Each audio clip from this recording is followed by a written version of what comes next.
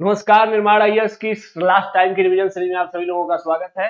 मैं विश्वजीत तिवारी। इस last time की रिवीजन सीरीज में आप सभी लोगों को इकोनॉमिक सर्वे, बजट और इसके साथ जो भी और क्रूशियल ऐसे फैक्टर्स हो सकते हैं जो प्रश्न संभावित हैं, जो कि बहुत अधिक संभावित है, उसको भी आपसे अपडेट करा दे रहा हूं।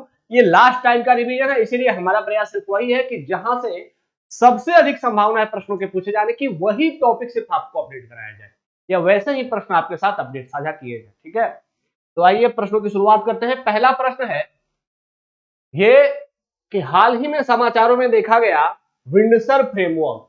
अब देखिए, विंडसर फ्रेमवर्क जो है ये हाल में समाचार में देखा गया है और काफी परिचर्चा में रहा है। ये विंडसर फ्रेमवर्क, तो अब प्रश्न पूछ रहा है कि यह किस संदर्भ से संदर्भित है। पहला है क्लाइमेट फाइनेंसिंग से, या फिर ट्रेड रूल से जुड़ा हुआ है, या साइबर सिक्योरिटी से, या फिर टैक्स ट्रांसपेरेंसी या कर पारदर्शिता से जुड़ा हुआ है। अब अगर इस प्रश्न का उत्तर आप लोग देते हैं तो आप लोग ये मान कर चल सकते हैं कि आप लोग एग्जाम के लिए लगभग अप टू डेट के आसपास पहुंच चुके हैं। अब लगभग आप फाइनल एग्जाम में अपने आप को अपीयर करने के लिए तैयार हैं। तो बताइए इसका आंसर क्या होगा। चलिए बता ही देते हैं, हम भी बता ही देते हैं। विंडसर फ्रेमवर्क देखिए बहुत अधिक चर्चा में रहा है, इसलिए जानना बहुत जरूरी है कि भाई विंडसर फ्रेमवर्क है क्या। जब ब्रेग्जिट का कंसेप्ट आया, ब्रिटेन यूरोपियन यूनियन से जब अलग होने लगा, तो ब्रिटेन के साथ अब पहले से चूंकि व्यापार चले आ रहे थे, ठीक है, तो ऐसे कुछ और बहुत सारी चीजें थी कि व्यापार आपस में कैसे एक दूसरे से अलग किया जाए। यूरोपियन यूनियन के बहुत सारे लोग जो हैं वो, या बहुत सारी कंपनियां हैं वो इंग्लैंड में हैं, इंग्लैंड की बहुत सारी कंपनियां यूरोपियन यूनियन में संचालित है, और वो पहले फ्री ट्रेड सिस्टम को एंजॉय करती थी। अब उसको कैसे एडजस्ट किया जाए। साथ ही सबसे बड़ी समस्या तब आई जब यहां पर देखिए दिया गया है उत्तरी आयरलैंड। अब ये उत्तरी आयरलैंड के साथ एक समस्या है कि उत्तरी आयरलैंड और इंग्लैंड, यहां पर पहले से ही फ्री ट्रेड एग्रीमेंट है, ठीक है। नॉर्थ आयरलैंड का इंग्लैंड के साथ फ्री ट्रेड एग्रीमेंट है, और नॉर्थ आयरलैंड यूरोपियन यूनियन के साथ है। मतलब नॉर्थ आयरलैंड यूरोपियन यूनियन के साथ फ्री है, मुक्त व्यापार है, वहां का बाजार आपस में फ्री है। तो ऐसे में ब्रेग्जिट से अलग होने के बावजूद उत्तरी आयरलैंड के रास्ते ब्रिटेन में जो यूरोपियन यूनियन के गुड्स थे वे फ्री मुक्त रूप से आ जाते, या वहां के लोग उत्तरी आयरलैंड के रास्ते इंग्लैंड में आ जाते। तो ऐसे में अब समस्या हो गई कि भाई उत्तरी आयरलैंड वाले मुद्दे को कैसे सॉल्व किया जाए। उसी मुद्दे को सॉल्व करने के लिए इंग्लैंड और यूरोपियन यूनियन इनने विंडसर फ्रेमवर्क नाम का एक एग्रीमेंट संचालित किया है। और ये कब की बात है, ये 27 फरवरी 2023 की है, मतलब बहुत रिसेंट की है। बहुत बड़े मुद्दे को सॉल्व करने के लिए लाई गई है, इसीलिए इंटरनेशनल स्तर पर ये बहुत बड़ा मुद्दा है, यहां से प्रश्न बन सकता है। तो आप लोग ये जरूर जान लीजिए कि विंडसर एग्रीमेंट किससे जुड़ा हुआ है, विंडसर एग्रीमेंट का उद्देश्य क्या है, और कौन कौन से इसके पार्टी या साझेदार देश है। ठीक है, तो इतना जानने के बाद आपको पता चल गया होगा कि विंडसर एग्रीमेंट किससे जुड़ा हुआ है। ठीक है, तो क्या है ये, व्यापार नियम, इससे जुड़ा हुआ है। प्रश्न जरूरी नहीं कि यही सेम पूछा जाए, लेकिन विंडसर एग्रीमेंट जरूर पूछा जा सकता है। ठीक है, तैयार रहिएगा इसको लेकर के। मुझे उम्मीद है कि विंडसर एग्रीमेंट अब आप लोग समझ गए होंगे। अगले प्रश्न की ओर आइए। इसे मैं अभी यहां पर लिख देता हूं वीवीआई, मतलब यह प्रश्न बहुत अधिक संभावना है कि यह प्रश्न एग्जैक्टली पूछ ही लिया जाए। ठीक है, तो इसको लेकर के आप लोग निश्चित रूप से तैयार रहिएगा कि यह प्रश्न एकदम पूछा जा सकता है। प्रश्न क्या है कि open network for digital commerce, open network for digital commerce क्या है, शॉर्ट में इसको कहते हैं ओएनडीसी। इसके संबंध में निम्नलिखित कथनों पर विचार करें। क्या है ओएनडीसी? ओएनडीसी एक खुला प्रौद्योगिकी नेटवर्क है जो खुले प्रोटोकॉल पर आधारित है। पहला स्टेटमेंट। सेकंड, यह एक गैर लाभकारी संगठन है जो स्थानीय डिजिटल वाणिज्यिक स्टोरों को सक्षम करने के लिए नेटवर्क की पेशकश करेगा। तीसरा, यह एक एग्रीगेटर एप्लीकेशन या एक होस्टिंग प्लेटफॉर्म है। चौथा, यह प्लेटफॉर्म खरीदारों और विक्रेताओं को ऑनलाइन एक दूसरे से जुड़ने और लेन देन करने की अनुमति देगा। ऊपर दिए कथनों में से कौन सा सही है? आप लोग इसका आंसर सोच सकते हैं। ठीक है, पढ़ा सबने होगा, अब ये उसी स्टूडेंट्स ने नहीं पढ़ा होगा जो सीरियस होकर के कोई मंथली मैगजीन नहीं पढ़ता होगा या फिर न्यूज़पेपर नहीं पढ़ता होगा। अगर किसी ने न्यूज़पेपर पढ़ा है तो उसने यह न्यूज जरूर पढ़ा होगा कि स्विगी, जोमेटो या जो भी अमेजन, फ्लिपकार्ट जैसे प्लेटफॉर्म है, इनमें जो कंपटीशन है या इनका जो मोनोपोली है, इसको खत्म करने के लिए कुछ सरकारी स्तर से प्रयास हो रहे हैं। तो वही प्रयास ओएनडीसी है। ठीक है, उसी मोनोपोली को खत्म करके भारतीय मार्केट को, भारतीयों के लिए, भारतीय को आगे बढ़ाने के लिए भारतीय ई कॉमर्स मार्केट में सरकार ने ओएनडीसी प्लेटफॉर्म को इंट्रोड्यूस किया है। ठीक है, अब यह है क्या भाई?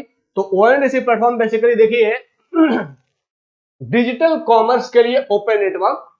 अब यह है क्या कि उपभोक्ताओं द्वारा एक ही मंच के माध्यम से भाग लेने वाले सभी ई कॉमर्स प्लेटफॉर्म से उत्पादों की खरीद को सक्षम बनाएगा। मतलब यह एक प्लेटफॉर्म है, जैसे अमेजन एक प्लेटफॉर्म है। ठीक है, उसी प्रकार का यह एक प्लेटफॉर्म है, लेकिन इस प्लेटफॉर्म की विशेषता यह है कि इस प्लेटफॉर्म पर बाकी सभी जो ई कॉमर्स प्लेटफॉर्म है सभी इस पर रजिस्टर्ड होंगे। मतलब अब आपको अलग से स्विगी का एप्लीकेशन, एक अलग से अमेजन का, एक अलग से फ्लिपकार्ट का, सभी एप्लीकेशन रखने की जरूरत नहीं होगी। इस एक ही एप्लीकेशन को डाउनलोड करके आप सभी स्टोर पर एक साथ विजिट कर पाएंगे। ठीक है, अब यहां पर क्या होता है, आपने कभी कभी देखा होगा कि अमेजन पर किसी प्रोडक्ट का दाम सस्ता है, फ्लिपकार्ट पे महंगा है, तो लोग क्या करते हैं, लोग अमेजन को देखते हैं कि एक दो बार की अमेजन पे प्रोडक्ट सस्ता है, फिर अमेजन पे चले जाते हैं और अमेजन ही उनका पसंदीदा प्लेटफॉर्म बन जाता है। तो ऐसे में फ्लिपकार्ट इग्नोर हो जाता है, जबकि बहुत सारे ऐसे प्लेटफॉर्म प्रोडक्ट होंगे जो अमेजन की तुलना में फ्लिपकार्ट पे सस्ते होंगे, लेकिन चूंकि लोगों ने जो एक दो प्रोडक्ट खरीदे उसमें अमेजन ने अच्छा दिया तो लोग अमेजन के रेगुलर ग्राहक बन गए। तो ऐसे में फ्लिपकार्ट की उपेक्षा हो गई या अन्य भारतीय प्लेटफॉर्म की उपेक्षा हो गई। इससे बचने के लिए सरकार ये प्रोडक्ट लेकर के आई है और इसमें क्या होगा कि सभी प्लेटफॉर्म के उस प्रोडक्ट के प्राइस एक साथ आपको दिख जाएंगे। अब आप अपनी प्राइस और क्वालिटी के अनुसार किसी भी प्लेटफॉर्म पे खरीदारी कर सकते हैं, क्योंकि सारे प्लेटफॉर्म के प्राइस, वह प्रोडक्ट, सभी प्लेटफॉर्म का प्रोडक्ट एक साथ आपको दिख जाएगा। तो ये आपके लिए आसान हो गया। अब आप किसी एक प्रोडक्ट के या एक एप्लीकेशन के कस्टमर बनकर के नहीं रह गए, अब आप सभी प्रोडक्ट, सभी एप्लीकेशन से आप अपना परचेजिंग कर रहे हैं। ठीक है, तो यह परिकल्पना की गई थी कि यहां पर जो खरीदार हैं और या जो अन्य भागी ई कॉमर्स साइटें हैं, इन पर विक्रेताओं को समान रूप से हर प्लेटफॉर्म से सामान खरीदने का अवसर मिल सके। ठीक है, ये ध्यान ये रखना है कि ये खरीदारों और विक्रेताओं को एक दूसरे के साथ ऑनलाइन जुड़ने और लेन देन करने के लिए अनुमति देगा, चाहे वे किसी भी अन्य एप्लीकेशन का उपयोग करें। आप चाहे तो किसी एप्लीकेशन का उपयोग करें या ना करें, लेकिन अगर आप ओएनडीसी का उपयोग करते हैं तो आपको सभी प्रोडक्ट एक जगह ही आपको खरीदने के लिए यह सिस्टम आपको एक्टिवेट रहेगा। ठीक है, इसमें कुछ विशेष बातें ध्यान देने की है कि ओएनडीसी एक ओपन प्रोटोकॉल पर आधारित एक ओपन टेक्नोलॉजी नेटवर्क है। ये एक नेटवर्क है, ओपन नेटवर्क है, जिसमें कि कोई भी कंपनी जैसे कि अमेजन अगर चाहे तो अपने को इस प्लेटफॉर्म पे इनरोल कर सकती है। अगर नहीं चाहे तो नहीं इनरोल कीजिए, लेकिन अगर चाहते हैं कि आपका भी वहां पर रिप्रेजेंटेशन होना चाहिए तो आप भी उस प्लेटफॉर्म पे इनरोल कर सकते हैं। तो जितने भी ई कॉमर्स एप्लीकेशन है वो यहाँ पे एक ही प्लेटफॉर्म पे अपने आप को इनरोल कर सकते हैं। ठीक है, क्यों? क्योंकि ये है एक ओपन प्रोटोकॉल पर आधारित ओपन टेक्नोलॉजी नेटवर्क है। ये बेसिकली एक गैर लाभकारी संगठन है, मतलब कि इस एप्लीकेशन का या इस सिस्टम का कोई फिक्स नहीं होगा, इसका अपना, इसको कोई लाभ नहीं प्राप्त करना है। यह गैर लाभकारी प्लेटफॉर्म है जहां पर सभी ई कॉमर्स कंपनी अपने आप को रजिस्टर्ड कर सकती है। ठीक है, और किसी भी नेटवर्क सक्षम एप्लीकेशन द्वारा उद्योग में स्थानीय डिजिटल स्टोर को खोजने और संलग्न करने में सक्षम बनाने के लिए एक नेटवर्क की पेशकश करें। ध्यान ये रखना है कि यह न तो एक एग्रीगेटर एप्लीकेशन है, मतलब यह कोई एक एप्लीकेशन नहीं है, और ना ही यह होस्टिंग प्लेटफॉर्म है, और ना ही ये अमेजन और फ्लिपकार्ट जैसा कोई एक कंपनी का प्लेटफॉर्म है। ये पूरा वाइड नेटवर्क है। ठीक है, यह प्रोटोकॉल ओपन प्रोटोकॉल है, इस पर कोई भी आइए रजिस्टर्ड हो जाइए और सभी देश की जितनी ई कॉमर्स कंपनियां हैं सबके प्रोडक्ट आपको एक साथ, तो सभी कंपनियों को भी अवसर मिलेगा और ग्राहकों को भी बेस्ट क्वालिटी के प्रोडक्ट्स दिखेंगे। इससे ई कॉमर्स कंपनियों में क्या होगा, अपना कंपटीशन बढ़ेगा। तो जब उनमें आपस में कंपटीशन बढ़ेगा, क्योंकि एक ही प्लेटफॉर्म पे आपका प्रोडक्ट दूसरे के प्रोडक्ट से महंगा दिख रहा है तो आपका प्रोडक्ट कम बिकेगा, ये बात आपको समझ में आएगी। तो फिर आप क्या करेंगे, आप उसको सस्ता करने की कोशिश करेंगे। तो इससे ग्राहकों को अंत में फायदा मिलने वाला। ठीक है, तो ये सब सारी चीजें आप समझ गए होंगे कि ये है क्या। अब इसका आंसर जान लेते हैं क्या होना चाहिए। देखिए, एक खुला प्रौद्योगिकी नेटवर्क है जो खुले प्रोटोकॉल पर आधारित है, सही है, ठीक है, सही है। सेकंड, यह गैर लाभकारी संगठन है जो स्थानीय डिजिटल वाणिज्यिक स्टोर को सक्षम करने और उसके लिए नेटवर्क की पेशकश करेगा, यह भी सही है। यह एक एग्रीगेटर एप्लीकेशन या एक होस्टिंग प्लेटफॉर्म है, यह नहीं था, यह एग्रीगेटर एप्लीकेशन नहीं है और ना ही कोई होस्टिंग प्लेटफॉर्म है, ये ओपन नेटवर्क सिस्टम है, ठीक है। और यह प्लेटफॉर्म खरीदारों और विक्रेताओं को ऑनलाइन एक दूसरे से जुड़ने और लेन देन करने की अनुमति देगा, यह भी सही है। इसका मतलब कि तीसरा नंबर गलत है, बाकी 1, 2 एंड 4 सही है, तो आंसर हो जाएगा सी।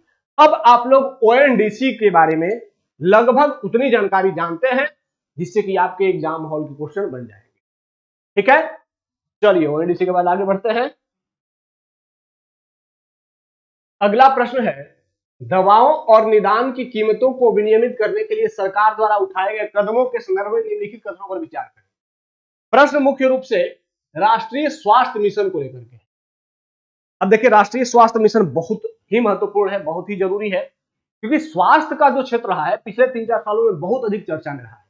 तो ऐसे में सरकार स्वास्थ्य के क्षेत्र को लेकर के कोई भी प्रयास कर रही है तो वहां पर आपकी नजरें बनी होनी चाहिए, वहां पर बहुत अधिक संभावना है कि स्वास्थ्य के क्षेत्र से प्रश्न पूछा जाएगा, ठीक है।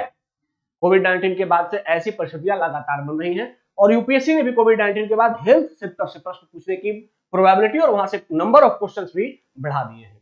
तो इस बार भी हेल्थ सेक्टर इंपॉर्टेंट है, यहां से प्रश्न बन सकते हैं। पहला स्टेटमेंट है कि राष्ट्रीय स्वास्थ्य मिशन, इसके तहत सरकार राष्ट्रीय निःशुल्क निदान सेवा, इसके माध्यम से राज्यों की सहायता कर रही है। अब भाई आप लोगों ने राष्ट्रीय स्वास्थ्य मिशन पढ़ा है कि नहीं पढ़ा है, उसके अनुसार आप लोग आंसर करें, ठीक है। सेकेंड, एनएचएम के तहत, राष्ट्रीय स्वास्थ्य मिशन के तहत राष्ट्रीय मुफ्त दवा पहल, इसका उद्देश्य सभी सार्वजनिक स्वास्थ्य सुविधाओं में मुफ्त दवा का प्रावधान को उपलब्धता का विस्तार करना है, मुफ्त दवा के प्रावधान की उपलब्धता का विस्तार करना है। सेकेंड, तीसरा, सांविधिक प्रावधानों के अनुसार नैदानिक प्रतिष्ठानों को प्रदान की जाने वाली प्रत्येक प्रकार की सेवाओं और उपलब्ध सुविधाओं के लिए प्रभावित दरों को प्रदर्शित करना आवश्यक। अब ये 3 स्टेटमेंट हैं। तीसरा स्टेटमेंट थोड़ा सा टफ रहा होगा आप लोगों को। तीसरा स्टेटमेंट कह रहा है कि ये संविधिक प्रावधान है, मतलब राष्ट्रीय स्वास्थ्य मिशन के तहत प्रावधान किया गया है कि जो नैदानिक प्रतिष्ठान होंगे, मतलब जो चिकित्सालय सेंटर होंगे, उनको प्रदान की जाने वाली प्रत्येक प्रकार की सेवाओं और उपलब्ध सुविधाओं के लिए प्रभावित दरों को प्रदर्शित करना आवश्यक होगा। मतलब कि आपके हॉस्पिटल के बाहर ही पहले से ही जितनी सुविधाएं आप प्रदान करते हैं उसका रेट क्या है, उसका फीस क्या है, वो पहले ही एक लिस्ट बना करके आपको बाहर टांग देना होगा कि आप सर्जरी का इतना फीस लेते हैं, ठीक है, आप ब्लड जांच करने का इतना फीस लेते हैं, ये पहले ही बाहर ही आपको टांग देना होगा ताकि जो मरीज आए वो उस सुविधा को, उसका फीस देख करके आपके पास, ठीक है। तो ये 3 स्टेटमेंट्स है, आपको बताना है कि इनमें से कौन सा स्टेटमेंट सही है। अब राष्ट्रीय स्वास्थ्य मिशन काफी चर्चा में रहना है, यहां से प्रश्न बनने की प्रोबेबिलिटी सच में अधिक है, तो अब आप लोग भी इसका आंसर कर लीजिए।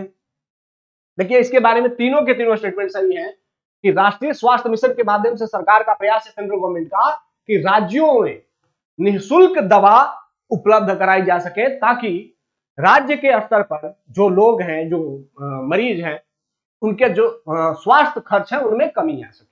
पहला स्टेटमेंट सही है। सेकेंड, कि हम राष्ट्रीय मुफ्त दवा पहल, इसके अंदर ही राष्ट्रीय स्वास्थ्य मिशन के, नेशनल हेल्थ मिशन के अंदर ही राष्ट्रीय मुफ्त दवा पहल की शुरुआत की गई है और इसमें सभी सार्वजनिक स्वास्थ्य सुविधाओं में, सभी सार्वजनिक स्वास्थ्य सुविधाओं मतलब जितने भी सरकारी सेंटर है हेल्थ से जुड़े हुए, वहां पर मुफ्त दवा के प्रावधान के बारे में सबको एक्सप्लेन किया जा रहा है और एक्सटेंडेड किया जा रहा है इसको, कि मुफ्त जो दवाएं हैं वो अधिकांश मरीजों तक उपलब्ध हो सके। तीसरा, कि जो ये मैंने बता ही दिया कि आपको आपके यहाँ जो सुविधाएं प्रदान करते हैं हॉस्पिटल्स हैं, तो उन हॉस्पिटल्स के जो खर्चे हैं वो आपको फीस जो है वो पहले से ही बाहर दिखा दे रहे हैं। तो ये तीनों के तीनों स्टेटमेंट सही हैं।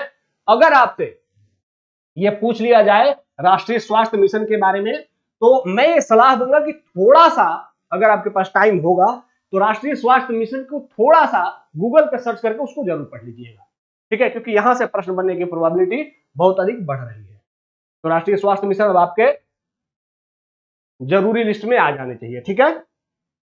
अगला प्रश्न देखिए, अगला प्रश्न तो इकोनॉमी का फेवरेट क्वेश्चन रहा है और यूपीएससी ने भी इसको बार बार पूछा है, आप सभी ने भी शायद तैयार कर ही लिया होगा। स्टेटमेंट है थोक मूल्य सूचकांक और उपभोक्ता मूल्य सूचकांक, इसके संबंध में निम्नलिखित में से कौन सा कथन सही है। पहला है कि डब्ल्यूपीआई के विपरीत, होलसेल प्राइस इंडेक्स के उलट या विपरीत, सीपीआई वस्तुओं और सेवाओं दोनों की कीमतों में परिवर्तन को ध्यान में रखता है। सोच लीजिए। सेकेंड, होलसेल प्राइस इंडेक्स में सबसे ज्यादा वेटेज मैन्युफैक्चरिंग गुड्स को, जबकि सीपीआई में सबसे ज्यादा वेटेज फूड आइटम को दिया जाता है। तीसरा, भारतीय रिजर्व बैंक मौद्रिक और ऋण नीति निर्धारण करने के लिए सीपीआई का उपयोग करता है, ठीक है। चौथा, नीति निर्माताओं द्वारा होलसेल प्राइस का उपयोग कर्मचारियों और औद्योगिक श्रमिकों की महंगाई भत्ता डीए इसको तय करने के लिए किया जाता है। अब ये चार ऑप्शंस हैं, इन चारों में से आपको बताना है कि सही स्टेटमेंट कौन सा है, ठीक है। ये तैयार है होलसेल प्राइस इंडेक्स और कंज्यूमर प्राइस इंडेक्स, यहां से अगर ये तैयार नहीं है तो समस्या है, तैयार होने ही चाहिए, ठीक है। चलिए जान लेते हैं, मुझे उम्मीद है ऐसे आप लोगों को तैयार होगा। चलिए आगे बढ़ते हैं, जान लेते हैं ये है क्या भाई, समस्या क्या है इनके साथ।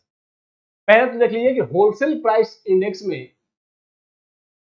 होलसेल प्राइस इंडेक्स किसी भी वस्तु के मूल्य को बताता है, लेकिन कहां, किस स्तर पर, होलसेल स्तर पर, मार्केट के स्तर पर नहीं बताता है कि किसी वस्तु का प्राइस होलसेल स्तर पर, जहां वो फैक्ट्रियों में तैयार हुआ उस स्तर पर उसका प्राइस क्या है। तो इसका मतलब है कि बाजार में जो उपलब्ध प्राइस है उसमें और होलसेल प्राइस में अंतर होता है। तो होलसेल प्राइस इंडेक्स किसी भी वस्तु का वास्तविक बाजार मूल्य नहीं बताता, ये आप लोग समझ गए होंगे इससे। जबकि कंज्यूमर प्राइस इंडेक्स किसी भी वस्तु का मूल्य कंज्यूमर के स्तर पर बताता है, उपभोक्ता के स्तर पर बताता है। मतलब कि उपभोक्ता को जब वो उपभोग करना था उस समय उसने वस्तु को कितने प्राइस में खरीदा है। तो ये जो मूल्य बताएगा कंज्यूमर प्राइस इंडेक्स, वह रियल प्राइस बताएगा जो कि मार्केट में उपभोक्ता उपभोग कर रहा है। दोनों में एक अंतर यदि दिख गया होगा आपको। इसीलिए होलसेल प्राइस इंडेक्स में विनिर्मित वस्तुएं, विनिर्मित वस्तुएं का मतलब है कि जैसे अभी गर्मी का मौसम आ रहा है तो गर्मी में कूलर खूब बिकेगा, ठीक है, कूलर, फ्रिज, एसी, ये सब ज्यादा बिकेंगे। ये विनिर्मित वस्तुएं हैं जो कि देश में मैन्युफैक्चर्ड हो रही है। तो इनका जो होलसेल प्राइस इंडेक्स होता है, ये बाजार मूल्य में और इनके होलसेल प्राइस इंडेक्स में बहुत ज्यादा अंतर नहीं आता है। अंतर आता है लेकिन बहुत ज्यादा अंतर नहीं आता है, क्योंकि इनके बीच में बहुत ज्यादा मिडिल मैन नहीं आते हैं। जबकि जो कंज्यूमर वस्तुएं होती है, जैसे खाद्यान्न, अनाज किसान ने उत्पादित किया, शहर में उपभोक्ता जो कि अनाज खरीद रहा है उसको खाने तक, इसके बीच में उसे 4-5 मिडिलमैन का प्रॉफिट उसमें ऐड हुआ है। तो कंज्यूमर प्राइस इंडेक्स जो खाद्यान्न वस्तुएं होती हैं, जो कंज्यूमरिज्म वाली वस्तुएं होती हैं, ऐसी वस्तुएं लगातार उनका प्राइस बहुत अधिक बढ़ जाता है कंज्यूमर तक, ठीक है। इसीलिए होलसेल प्राइस इंडेक्स में विनिर्मित वस्तुओं को मुख्य रूप से शामिल किया जाता है, जबकि कंज्यूमर प्राइस इंडेक्स में खाद्य पदार्थों को अधिक वेटेज दिया जाता है, ठीक है, क्योंकि देश में सबसे अधिक उपभोग खाद्यान्न का ही होता है। तो इसीलिए कंज्यूमर प्राइस इंडेक्स खाद्यान्न वस्तुओं को कंज्यूमर के स्तर पर बताता है कि इसमें महंगाई कितनी बढ़ी है। अब यहां ध्यान रखना है कि होलसेल प्राइस इंडेक्स में 3 प्रमुख समूह है। होलसेल प्राइस इंडेक्स 3 अलग अलग डिवाइड कर देता है वस्तुओं को। कुछ प्राथमिक गुड्स है, सेकंड पे ईंधन और बिजली है, और थर्ड में है विनिर्मित उत्पाद। इन तीनों में होलसेल प्राइस इंडेक्स की बात हो रही है, ध्यान रखिएगा कि प्राथमिक वस्तुओं में खाद्य पदार्थ, सब्जियां, दूध आदि, और इनका वेटेज क्या करता है कि 22.62 वेटेज है इसका। ईंधन और बिजली का 13.15 है, और जो विनिर्मित वस्तु है उनका वेटेज ये है। अब यहां वस्तुओं का नाम याद नहीं करना है, लेकिन पूछेगा क्या यूपीएससी कि होलसेल प्राइस इंडेक्स में किन वस्तुओं का वेटेज अधिक होता है। तो ध्यान रखना है कि होलसेल प्राइस इंडेक्स में जो विनिर्मित उत्पाद हैं उनका वेटेज कितना है 64.23। तो विनिर्मित उत्पादों का सबसे अधिक विनिर्मित मैन्युफैक्चरिंग गुड्स इनका वेटेज सबसे अधिक है। उसके बाद किसका है, उसके बाद प्राइमरी गुड्स का है, प्राथमिक वस्तुओं का है, और फिर लास्ट में ईंधन और बिजली। ठीक है, और फिर लास्ट में ईंधन, एनर्जी एंड इलेक्ट्रिसिटी, इनका सबसे लास्ट में है। ठीक है, ईंधन और बिजली। तो ये क्रम याद कर लेना है, क्योंकि होलसेल प्राइस इंडेक्स में ये क्रम पूछ सकता है कि होलसेल प्राइस इंडेक्स में जो वस्तुएं होती हैं उनमें उनका जो क्रम होता है वो बता दें। तो विनिर्मित उत्पाद जो होते हैं उनका वेटेज सबसे अधिक ज्यादा होता है, क्योंकि मुख्य फोकस उनका विनिर्मित उत्पादों पर ही होता है, 64.23। तो ये हमने होलसेल प्राइस वाला देखा। अब देख लेते हैं कि कंज्यूमर प्राइस इंडेक्स में क्या होती है चीजें। देखिए, consumer price index CPI combined, C का मतलब कंबाइंड, इसमें जो घटक है उनका भार, उनका वेटेज क्या है भाई। तो यहाँ कंज्यूमर प्राइस इंडेक्स में सबसे अधिक भार आपको दिख रहा है कि खाद्यान्न पदार्थों पर, और जो पेय पदार्थ है मुख्य रूप से खाद्यान्न पदार्थों पर कंज्यूमर प्राइस इंडेक्स में सबसे अधिक वेटेज किसको दिया जाता है, खाद्यान्न पदार्थों। तो यहां याद यही रखना है, यूपीएससी हो सकता है स्टेटमेंट से हम पूछ रहे कि होलसेल प्राइस इंडेक्स में खाद्यान्न पदार्थों पर सबसे अधिक भार दिया जाता है, जबकि कंज्यूमर प्राइस इंडेक्स में उत्पादित वस्तुएं मैन्युफैक्चरिंग गुड्स पर अधिक भार दिया जाता है। यह स्टेटमेंट गलत है, उल्टा है। होलसेल प्राइस इंडेक्स में मैन्युफैक्चरर्स का वेटेज ज्यादा है, जबकि कंज्यूमर प्राइस इंडेक्स में खाद्यान्न वस्तुओं का वेटेज ज्यादा। ठीक है, तो ये सबका सीक्वेंस याद नहीं करना है, बस ये ध्यान रखना है कि इसमें सबसे अधिक वेट खाद्यान्न वस्तुओं का है सीपीआई में, और जो मैन्युफैक्चरिंग डब्ल्यूपीआई था इसमें सबसे अधिक वेटेज विनिर्मित उत्पादों का है। ठीक है, ये आपको पता होना चाहिए।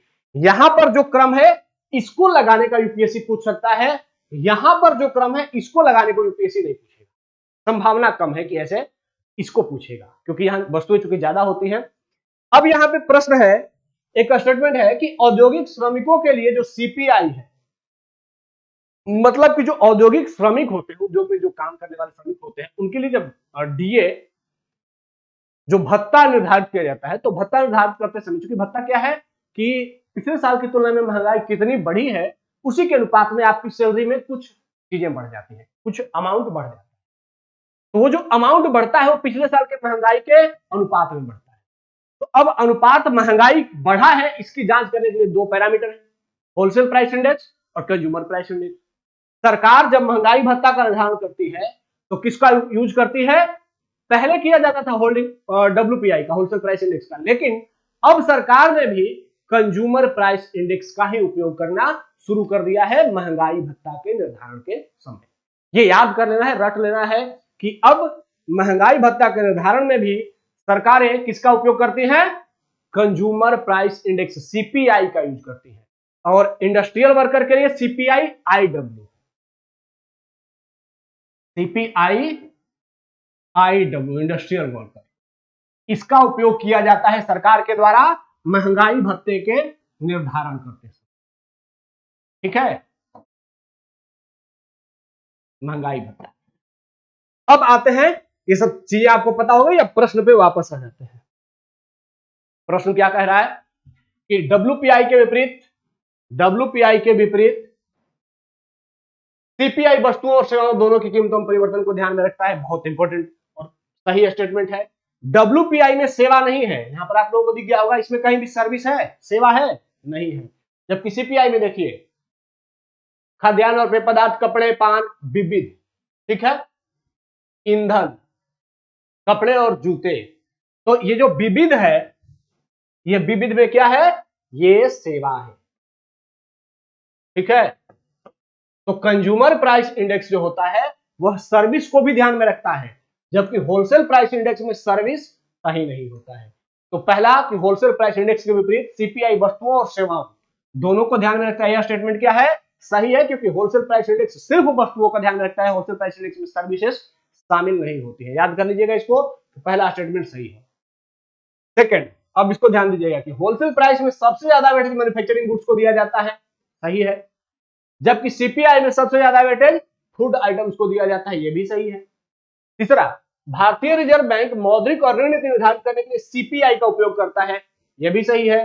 रिजर्व बैंक जब महंगाई दर का निर्धारण करता है ठीक है, कि भाई हमारे मौद्रिक और ऋण नीति देखनी है, मतलब कि जब वो मुद्रास्फीति से संबंधित नीतियों का आकलन करता है तो उसके आकलन करने के लिए आरबीआई किसका उपयोग करता है? आरबीआई सीपीआईसी, सीपीआईसी का मतलब है कंज्यूमर प्राइस इंडेक्स कंबाइंड का उपयोग करता है।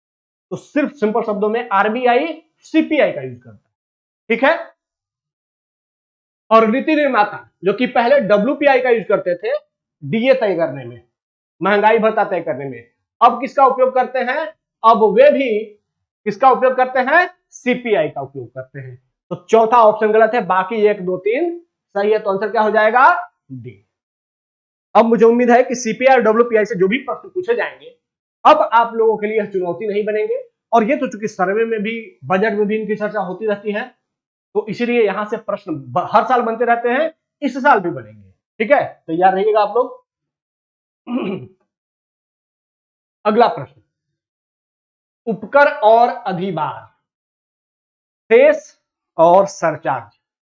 खूब पढ़ा होगा आप लोगों ने कि शेष क्या होता है, सरचार्ज क्या होता है।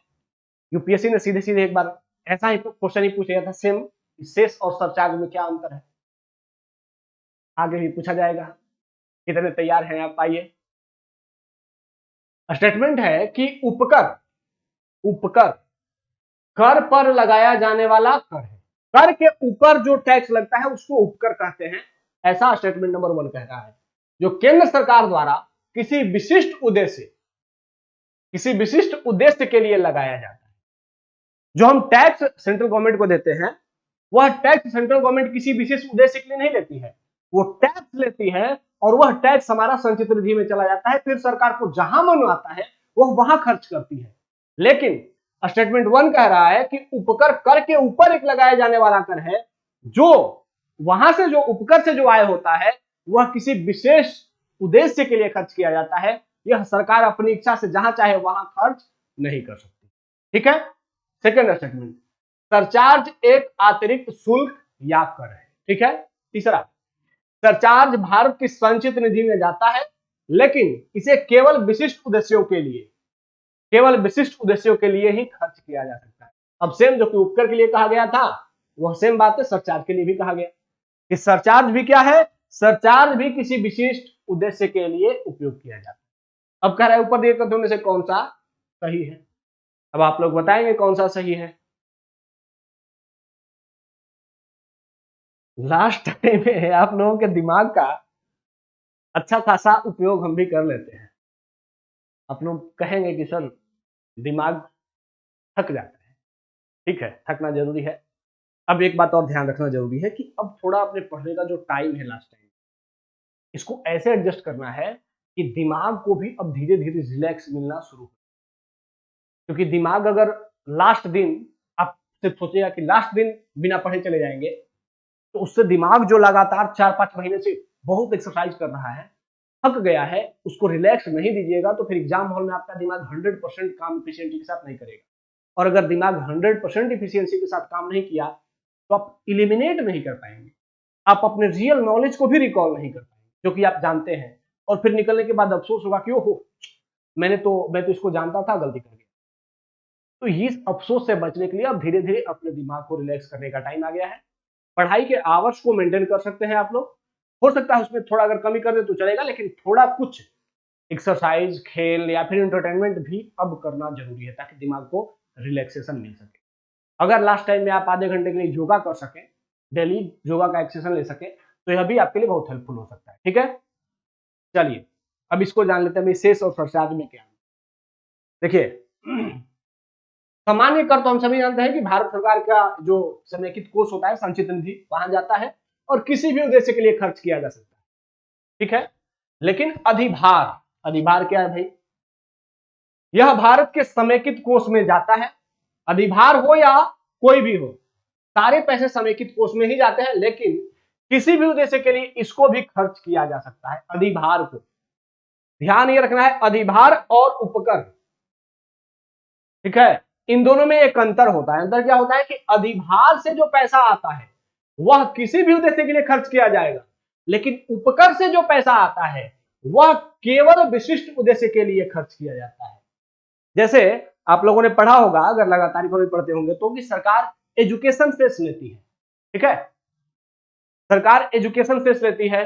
तो एजुकेशन सेस का मतलब क्या है कि सरकार एजुकेशन के लिए अलग से टैक्स के ऊपर एक टैक्स ले लेती है, और उस टैक्स से, एजुकेशन सेस से जो पैसा आता है सरकार के पास, वह जाता तो संचित निधि में, लेकिन वह पैसा खर्च किस पर किया जाता है? वह पैसा सिर्फ और सिर्फ एजुकेशन के उद्देश्य पर ही खर्च किया जाता है, वह पैसा कहीं और खर्च नहीं किया जाता है। तो यह अंतर है सेस और सरचार्ज में। तो उपकर को इंग्लिश में सेस कहा जाता है, ठीक है, और अधिभार को सरचार्ज कहा जाता है। ठीक है, तो सरचार्ज क्या होता है? यह किसी भी उद्देश्य के लिए खर्च किया जाएगा, जबकि शेष क्या होता है? यह केवल विशिष्ट उद्देश्य के लिए खर्च किया जाता है। जैसे एजुकेशन शेष, एजुकेशन शेष, ठीक है, यह किसी विशिष्ट उद्देश्य के लिए खर्च किया जाता है, क्योंकि किसी विशिष्ट उद्देश्य के लिए ही कलेक्ट किया जाता है। ठीक है, तो ये दोनों में अंतर है। आप लोगों को अब चीजें समझ में आ गई होंगी। ठीक है, अब आइए प्रश्न पे, कि उपकर कर पर लगाए जाने वाला कर है, ये सही है, क्योंकि केंद्र सरकार किसी भी विशिष्ट उद्देश्य के लिए खर्च कर सकती है, जबकि सरचार्ज एक अतिरिक्त शुल्क या टैक्स है, ये भी सही है। उपकर और सरचार्ज में एक अंतर यह भी है कि उपकर जो होता है, कर के ऊपर एक टैक्स लगता है, उसे उपकर कहते हैं, और सरचार्ज एक एक्स्ट्रा टैक्स जो लगता है उसे सरचार्ज कहते हैं। अब दोनों में एक अंतर यह भी है कि उपकर से जो पैसा आता है वह किसी भी विशिष्ट उद्देश्य के लिए खर्च किया जाएगा, लेकिन सरचार्ज का जो पैसा आता है,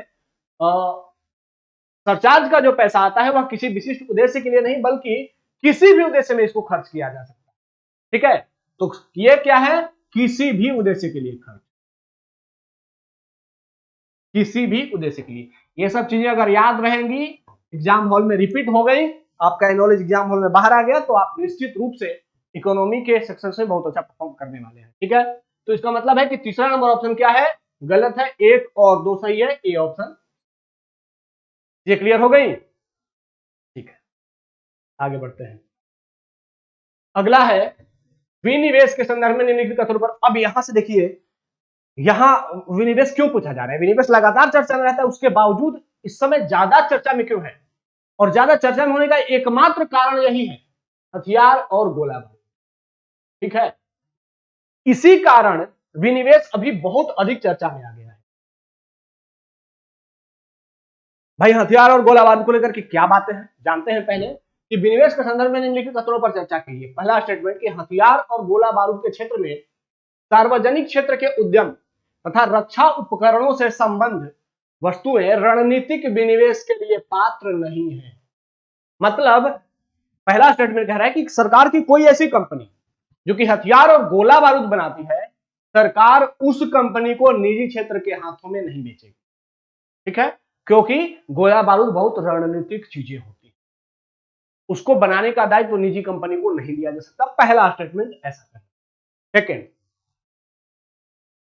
रणनीतिक विनिवेश के लिए केंद्रीय सार्वजनिक क्षेत्र के उद्यमों की पहचान करने की भूमिका किसकी होती है? नीति आयोग द्वारा निभाई जाती है। मतलब किस सरकार की किस कंपनी का रणनीतिक विनिवेश करना है, इसका दायित्व किस पर है? तो इसका दायित्व बीमार कंपनी की पहचान करने की दायित्व नीति आयोग पर है। सेकंड स्टेटमेंट का। तीसरा, आर्थिक मामलों की मंत्रिमंडलीय समिति यह विनिवेश प्रक्रिया को मंजूरी देने के लिए अंतिम निर्णय लेने वाली संस्था है।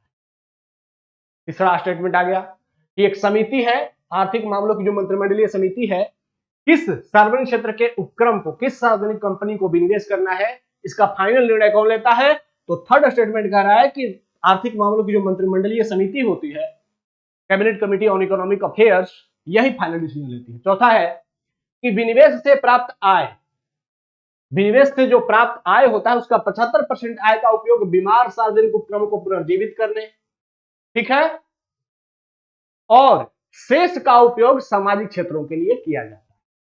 अब ये आपको बताना है कि उपरोक्त दिए गए कदमों में से कौन सा सही है। अब पढ़े तो आप सभी होंगे, देखते हैं आप सभी लोग कितना सही आंसर करते हैं। ठीक है, सोच लीजिए।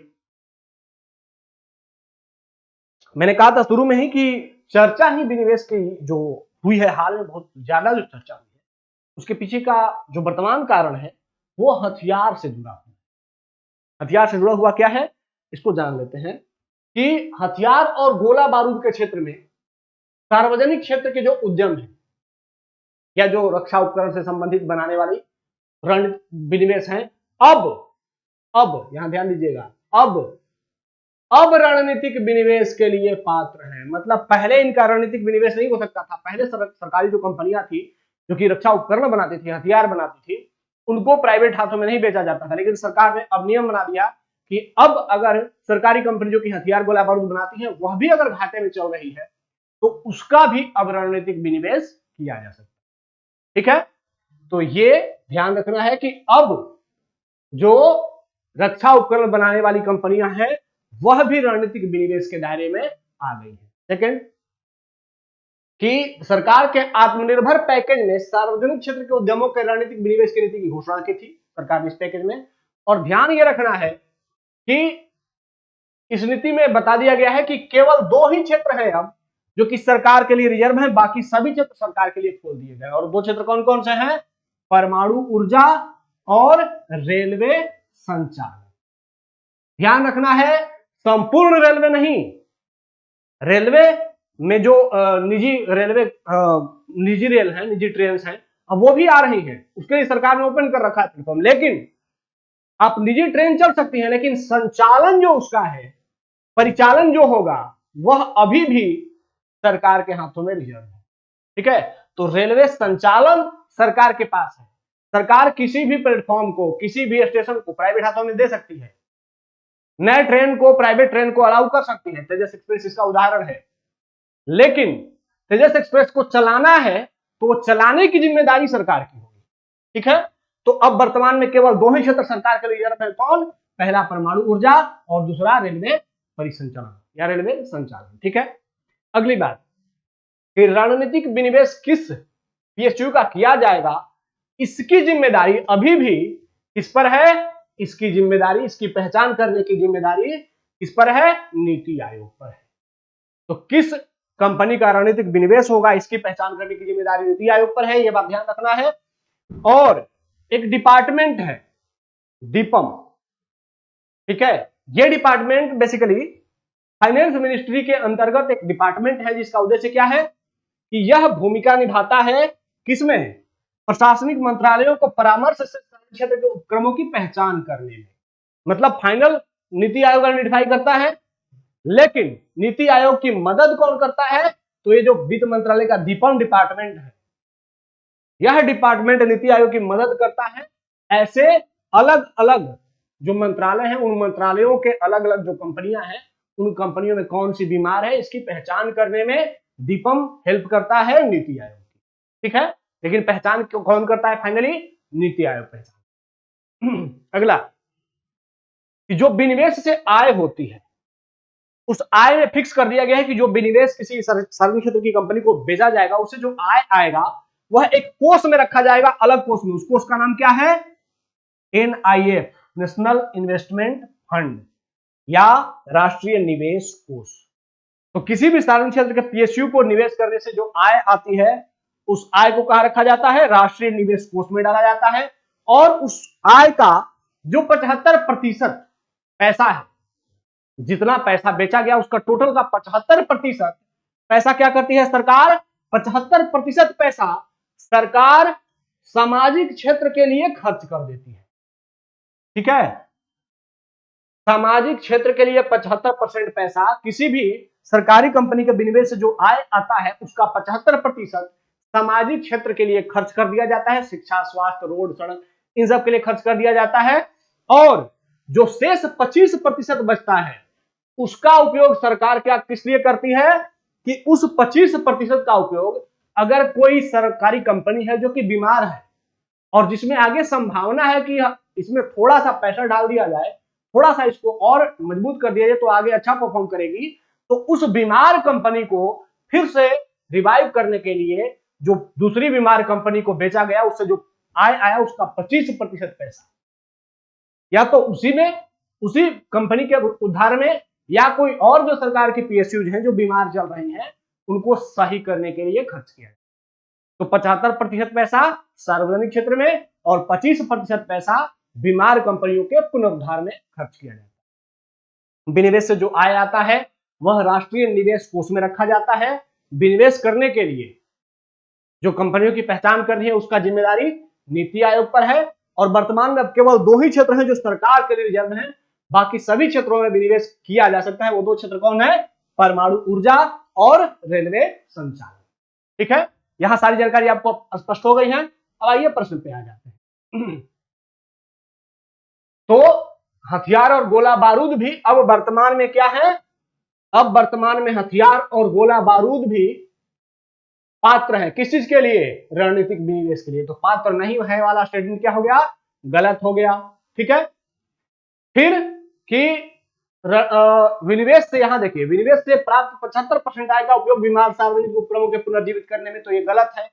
75% आय किसमें? सामाजिक क्षेत्र में, और शेष 25% बीमार उपक्रमों के पुनर्जीवित करने में, तो ये चौथा स्टेटमेंट भी गलत है। तो पहला और चौथा गलत है। नीति आयोग पहचान करता है और जो मंत्रिमंडलीय समिति है यही फाइनल निर्णय लेती है। तो 2 और 3 सही है, 1 और 4 गलत है। तो 2 और 3 कहां है? बी। तो आंसर हो जाएगा केवल 2 और 3। अब रणनीतिक विनिवेश से संबंधित अगर प्रश्न आता है तो मुझे उम्मीद है आप लोग अच्छे से कर पाए। ठीक है, आइए आगे बढ़ते हैं। अगला प्रश्न है कि भारत में विद्युत क्षेत्र के संदर्भ में निम्नलिखित कथनों पर विचार करें। भाई, जो हमारी डिस्कॉम कंपनियां हैं वो लगातार घाटे में चल रही हैं। तो डिस्कॉम कंपनी पर चूंकि यूपीएससी ने पिछले साल क्वेश्चन पूछ लिया था तो इसीलिए, लेकिन बिजली क्षेत्र अभी विवाद में है, बहुत अधिक चर्चा में है, तो वहां प्रश्न पूछे जाने की प्रोबेबिलिटी है। तो आगे यूपीएससी क्या प्रश्न पूछ सकता है उसके अनुसार देखते हैं। पिछले 5 वर्षों में भारत के कुल तकनीकी और वाणिज्यिक घाटे में वृद्धि हुई है। यहां 2 शब्दों को ध्यान देना है। अगर यूपीएससी प्रश्न पूछ ले कि पिछले 5 वर्षों में लगातार, जब यूपीएससी लगातार, यहां पर अगर यूपीएससी ने लगातार शब्द लिखा होता तो इसका अर्थ कुछ और होता, और अगर यूपीएससी ने लगातार नहीं लिखा है तो इसका अर्थ कुछ और है। ठीक है, तो इस बात को जरूर ध्यान देना है कि प्रश्न के लाइन में शब्दों का चयन क्या किया गया है। तो शब्द बड़ी सावधानी पूर्वक डाले जाते हैं। अब चूंकि लगातार यूपीएससी ने ऐसे प्रश्न पूछे हैं, जब भी 5 साल 10 साल का यूपीएससी ने कंपैरिजन कराया है तो कंपैरिजन कराते समय यूपीएससी ने लगातार शब्दों का बार बार यूज किया है। तो यूपीएससी को भी पता है कि बच्चे अब ये पिछले साल के प्रश्न देख रहे होंगे, एनालिसिस कर रहे होंगे, इसीलिए स्मार्ट बच्चों को आइडेंटिफाई करने के लिए यूपीएससी हो सकता है कि आगे प्रश्न बनाते समय लगातार शब्द को रिप्लेस कर दे। तो ऐसे में आपके उत्तर भी बदल जाएंगे, तो सावधान जरूर रहना है।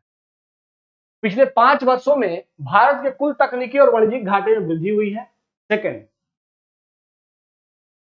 लोक लुभावन प्रवृत्तियों और परिचालन अक्षमताओं ने राज्य डिस्कॉम के वित्तीय स्वास्थ्य पर प्रतिकूल प्रभाव डाला है। अब सरकार क्या करती है कि हम बिजली फ्री देंगे, 200 यूनिट बिजली फ्री, 100 यूनिट बिजली फ्री। लोगों को क्या है? लोगों को फ्री दिखता है तो बड़ा आनंद होता है। समझने की बात यह होती है कि सरकार अगर एक साइड फ्री देती है आपको तो दूसरे किसी साइड से आपसे वो पैसा निकाल लेती है। ठीक है, और आपको लगता है कि ओ सरकार ने तो हमें ये चीजें फ्री, क्योंकि सरकार पैसा प्रिंट तो नहीं करती है ना, सरकार पैसे प्रिंट तो करती नहीं है। ठीक है, तो ऐसे में अगर सरकार आपको कुछ फ्री दे रही है तो थोड़ा सोच करके सरकार की प्रवृत्तियों को ध्यान रखें। स्टेटमेंट है कि लोक लुभावन प्रवृत्तियों और परिचालन क्षमताओं ने राज्य डिस्कॉम्स के वित्तीय स्वास्थ्य पर प्रतिकूल प्रभाव डाला है। ठीक है, तीसरा, पिछले दशक में ताप विद्युत संयंत्रों इनकी क्षमता उपयोग दर में गिरावट है। जो ताप विद्युत संयंत्र हैं उनकी क्षमता कमजोर हुई है, ऐसा स्टेटमेंट नंबर 3 कह रहा है। ठीक है, अब आपको इसका सही आंसर बताना है। ठीक है, उम्मीद है आप लोगों ने सोच लिया होगा। चलिए इसको जान लेते हैं, बहुत जरूरी है ये कि अखिल भारतीय स्तर पर अगर हम बात करें तो जो घाटा था सरकार का, वाणिज्यिक घाटा जो था बिजली क्षेत्र में, वो कम हो गया है। कितना कम हुआ है उसमें हमें मतलब नहीं है, हालांकि वो 2% कम हुआ है, लेकिन पिछले 5 वर्षों में घाटा 2% कम हुआ है, घाटा में कमी आई है, तो ये राहत की खबर है। और जो ये घाटा हो रहा है इसकी गणना वितरण नेटवर्क में ऊर्जा इनपुट और उसी के लिए एकत्रित राजस्व के बीच अंतर के रूप में की जाती है, इससे हमें कोई मतलब नहीं। अब यहां पर ये ध्यान नहीं रखना है कि पिछले 5 वर्षों में भारत की कुल तकनीकी और वाणिज्यिक घाटे में वृद्धि हुई है, यह स्टेटमेंट क्या हो गया? गलत, क्योंकि घाटे में वृद्धि नहीं हुई है बल्कि घाटे में कमी आई है। अब थोड़ा सा आप लोगों को सावधानी बरतनी है कि जब भी यूपीएससी ऐसे स्टेटमेंट पूछे यह वृद्धि हुआ है, यह कमी हुआ है, तो यूजुअली प्रश्न बनाते समय जो एग्जामिनर होता है उसके दिमाग में होता है कि बच्चों से गलत करवाना है, तो गलत कराते समय वो गलत डेटा देगा, तभी तो गलत करा पाएगा। तो इसीलिए वृद्धि और कमी जब भी यूपीएससी पूछती है सामान्य रूप से उसने यूपीएससी ने गलत उसको किया। तो आपको भी ध्यान रखना है कि अगर गलत वृद्धि पूछा गया है तो वहां पर कमी संभावित हो, तो पहला स्टेटमेंट गलत है। सेकंड है कि लोक लुभावन प्रवृत्तियों ने डिस्कॉम के मतलब जो बिजली डिस्ट्रीब्यूट करने वाली कंपनियां हैं उनके स्वास्थ्य को प्रतिकूल प्रभाव डाला है, ये सही है क्योंकि डिस्कॉम घाटे में चल रहे हैं। और तीसरा कि पिछले दशक में ताप विद्युत संयंत्रों की जो ताप विद्युत संयंत्र हैं हमारे वह घाटे में चल रहे हैं, यह बात किसी से छुपी हुई नहीं है। तो इसका मतलब कि पहला गलत है और दूसरा और तीसरा सही है, तो आंसर हो जाएगा। तो आज आप लोगों को ये सब सारी चीजें समझ में आ गई हैं, ठीक है। मुझे उम्मीद है कि अब लास्ट टाइम के दौर में जो आपको देना है वो मैं क्वालिटी के साथ दे पा रहा हूं। अगर आपको ये चीजें पसंद आ रही हैं तो कमेंट बॉक्स में हमें ये जरूर जाहिर कर दें कि हाँ ये चीजें आपके लिए अच्छी और आपके एग्जाम के अनुकूल है, ठीक है। हमसे जुड़ने के लिए धन्यवाद। जय हिंद।